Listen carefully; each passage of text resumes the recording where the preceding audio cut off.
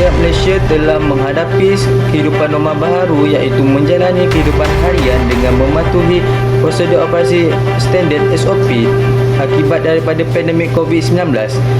Namun begitu, terdapat segelintir netizen yang tidak bermoral telah menyebarkan berita palsu berkenaan COVID-19 di media sosial tanpa mengetahui kesahihannya. Antaranya ialah netizen tersebut menyatakan bahawa seramai 14 orang daripada kluster tabligh yang kini dikuarantin di Kompleks Sukan Ranau telah mengunjungi kedai runcit Ranau dan menyakiti pemilik kedai runcit tersebut. Ini menunjukkan bahawa perbuatan tersebut bercanggah dengan prinsip rukun negara yang pertama, iaitu kepercayaan kepada Tuhan. Hal ini kerana setiap agama menyuruh penganutnya membuat kebaikan dan menjauhi membuat kejahatan. Oleh itu, rakyat Malaysia hendaklah bertanggungjawab membuat kebaikan agar negara kita berada dalam keadaan aman dan harmoni. Selain itu, tindakan warganet atau netizen dalam penyalahgunaan media sosial telah menyebarkan maklumat palsu berkaitan bencana atau perkara yang boleh mencetuskan pelbagai emosi, kesedihan, kemarahan dan sebagainya.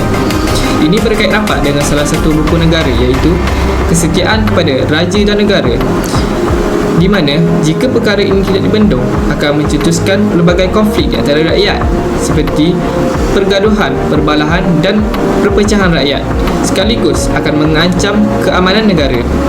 Oleh itu, kita haruslah mengamalkan rukun negara ini supaya negara sentiasa berada dalam keadaan aman dan makmur. Susulan tindakan penyebaran berita palsu oleh individu yang tidak bertanggungjawab, pihak kerajaan tanpa ada sikap pilih bulu kini memburu individu tersebut dan akan mengheratnya ke mahkamah. Tindakan tegas ini menunjukkan bahawasanya pihak kerajaan adil dalam melaksanakan undang-undang tanpa diskriminasi ke atas mana-mana kaum. Ini bersesuaian dengan prinsip rukun negara yang ketiga, iaitu keluhuran perlembagaan. Berdasarkan Perlembagaan Malaysia, setiap rakyat mempunyai kedudukan atau taraf yang sama di sisi undang-undang. Perlembagaan ini bertujuan memberi jaminan terhadap hak asasi, kebebasan rakyat dan keadilan sosial untuk semua kaum di negara ini. Dengan ini, pihak kerajaan yang memahami tujuan perlembagaan dapat melaksanakan undang-undang dengan adil dan betul. Kesannya, prinsip rukun negara yang ketiga ini akan dihormati selaku undang-undang tertinggi di Malaysia dan menjadi asbab kepada kestabilan dan keharmonian negara. Realitinya memang tidak dapat dinafikan bahawa masalah berita palsu ini, lagi-lagi isu terkini yang hangat berkenaan berita palsu mengenai COVID-19, juga mula menjadi bualan orang ramai dari bibir ke bibir, di mana masalah yang dominan ini telah merisaukan semua penduduk dan mampu mempengaruhi setiap pemikiran masyarakat Malaysia. Keunggulan teknologi kini yang berdiri sama tinggi, duduk sama rendah dengan negara maju yang lain, mampu memberi peluang kepada jenayah cyber untuk berdia aktif dalam penyebaran berita palsu yang dengan lebih dahsyatnya. Masalah ini amat menyalahi undang-undang negara dan seharusnya dibendung dengan tegasnya sebelum nasib sudah menjadi bubur. Dengan mendalami skop kita dengan lebih ke hadapan, masalah ini sangat berkait rapat dengan prinsip rukun negara, iaitu kedaulatan undang-undang. Dalam bahasa ringkas, kedaulatan undang-undang bermakna kerajaan dan rakyat keseluruhannya terikat oleh undang-undang yang perlu kita patuhi agar masalah penyebaran berita palsu dan ruangan isu yang diketengahkan dapat dielakkan. Hal ini kita sebagai rakyat Malaysia yang cinta akan keamanan seharusnya mematuhi segala undang-undang negara yang ditetapkan bagi menjaga keamanan negara Malaysia pada pasca era kemodenan ini. Terima kasih. Penyebaran berita palsu di negara ini sudah menjadi salah satu kebiasaan di kalangan rakyat-rakyat di Malaysia.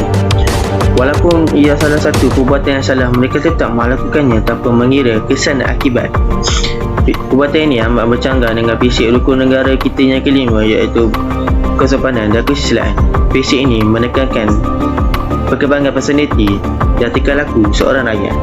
Tujuannya untuk membentuk warga negara yang bersopan santun, yang selaras dengan kempen budi bahasa dan nilai murni yang sedang dijalankan.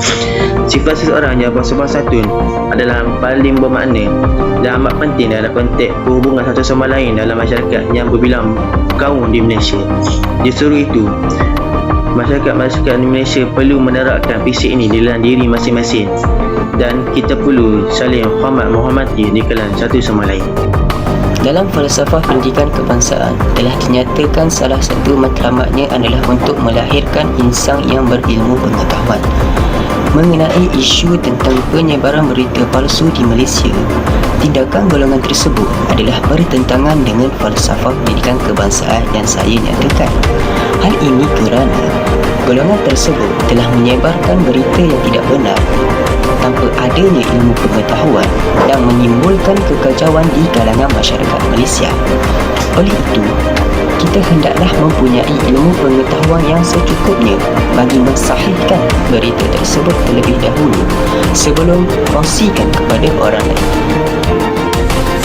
Justru itu, jelaslah bahawa tindakan netizen yang mengeluarkan dan menyebarkan berita palsu tersebut merupakan tindakan yang keji dan mengundang ketidaktenteraman kepada rakyat Malaysia. Mereka juga mengabaikan salah satu falsafah pendidikan kebangsaan, iaitu berakhlak mulia. Oleh itu, kita sebagai rakyat Malaysia haruslah mengimplikasikan kepribadian dan berakhlak mulia kepada masyarakat demi melahirkan masyarakat yang majmuk dan sejahtera, selaras dengan tuntutan agama Islam yang merupakan agama rasmi di Malaysia. Sedemikian itu, sikap individu yang menyebarkan berita palsu ini juga sangat tidak bertanggungjawab kepada diri, masyarakat, agama dan negara. Hal ini kerana akan menyebabkan setengah masyarakat akan mendapat maklumat yang tidak betul dan keliru yang boleh menyebabkan mereka berpecah belah dan berterikat. Lebih-lebih lagi apabila situasi sekarang di mana negara terpaksa menghadapi pandemik COVID-19 dan situasi rakyat yang tidak menentu. Oleh itu, berdasarkan artikel tersebut, pihak polis sewajarnya dan patut mengambil tindakan kepada individu-individu yang tidak bertanggungjawab itu dan mengenakan saman yang sepatutnya kepada mereka. Tapi itu, Konferensi Pendidikan Kebangsaan telah menekankan bahawa pentingnya untuk setiap individu dan rakyat Malaysia memiliki sosial yang seimbang dan sepadu. Hal ini jika kurangnya nilai sosial dalam diri masyarakat, maka akan menimbulkan masalah yang lebih besar dan berat. Sebagai contoh, tindakan segelintir masyarakat untuk menyebarkan berita palsu tentang situasi semasa iaitu COVID-19 telah menyebabkan keadaan yang kucak-kacir serta menyebabkan rakyat panik. Dan ini lebih membimbangkan apabila rakyat mula untuk melakukan pembelian panik kerana risau dan khawatir mengenai perintah palsu yang menyatakan bahawa kerajaan akan melaksanakan perintah kawalan pergerakan diperketatkan di seluruh Malaysia. Padahal arahan tersebut tidak langsung sama sekali dikeluarkan oleh kerajaan. Jadi, kerajaan haruslah mengambil tindakan tegas kepada penyebar berita palsu agar rakyat sentiasa hidup aman dan tentera. Dalam artikel tersebut, kita dapati bahawa tindakan yang telah dilakukan oleh kerajaan adalah tepat, iaitu untuk mengheret individu yang telah melakukan penyebaran berita palsu ke mahkamah. Penyebaran berita palsu telah memberi impak negatif kepada masyarakat dalam konteks Malaysia yang apabila bangsa dan serta dapat menjejaskan keamanan dan keselamatan negara. Melalui buatan tersebut, kita dapati bahawa ia sangat bercanggah dengan perspektif falsafah pendidikan kebangsaan, iaitu rakyat haruslah membuat perpaduan di kalangan rakyat yang berbilang kaum. Oleh itu, rakyat Malaysia haruslah menghayati program yang telah dianjurkan oleh SKMM yang bertemakan tidak pasti yang kongsi bagi menggalakkan sikap tabayun atau mengenal kesalahan maklumat yang telah diterima.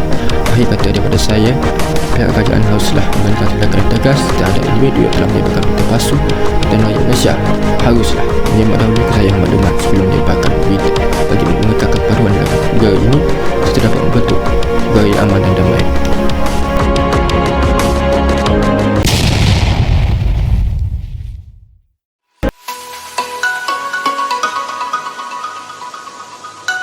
Okey, berdasarkan perbincangan kita pada hari ini, kita telah memilih artikel berkaitan tentang sebar berita palsu. Okey. Semua setuju kan kita memilih artikel berita palsu ni? Setuju. Setuju.